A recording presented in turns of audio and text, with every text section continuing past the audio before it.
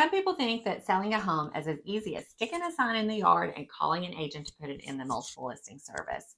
That's simply not true. There's a lot more that goes into selling a home. In an interview recently, I was asked what are the first 5 steps a homeowner needs to do once they've decided to sell their home. That's the information I'll share with you today in this video. If you're enjoying this kind of content and find it valuable, be sure to subscribe to my channel and hit the notification bell so you're alerted every time I post a new video. Step number 1 is plan or planning. It is never too early to start planning. And there are some very important questions that you need to ask as a homeowner to really set your own expectations and get crystal clear on what it is you want from the sale of your home. When you know the answers to those questions, then when you're meeting with an agent or whoever's going to help you sell your home, you will have the answers to the questions they're going to ask. So number 1 is planning and asking those super important questions as to why you're selling. Step number 2 is to establish your timeline, because you may have a reason to sell quickly. You may not need to sell fast at all. But if you do have a deadline or a timeline that you're working on, it is important to know what that is and to share that with your agent so that we can do things like reverse engineer the plan so that we make sure you close on the timeline that you need. Step number 3 is preparing your home. So this also falls into the timeline, because let's say you do have a need to sell quickly. You may not have the time to prepare and repair all of the things that you thought you wanted to do.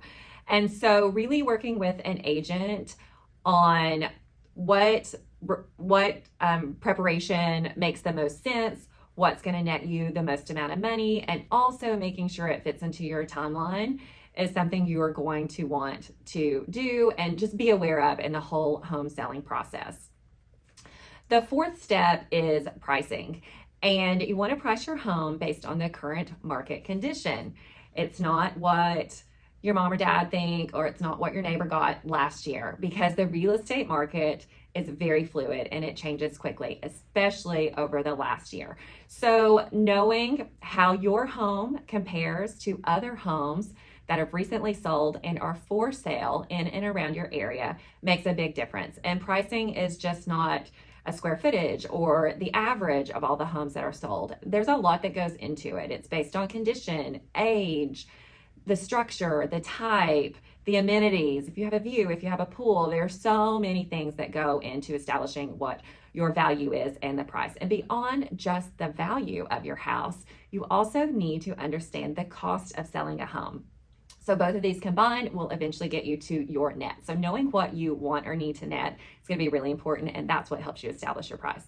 And the 5th step is, I call it about protection, and a lot of things wraps into this piece.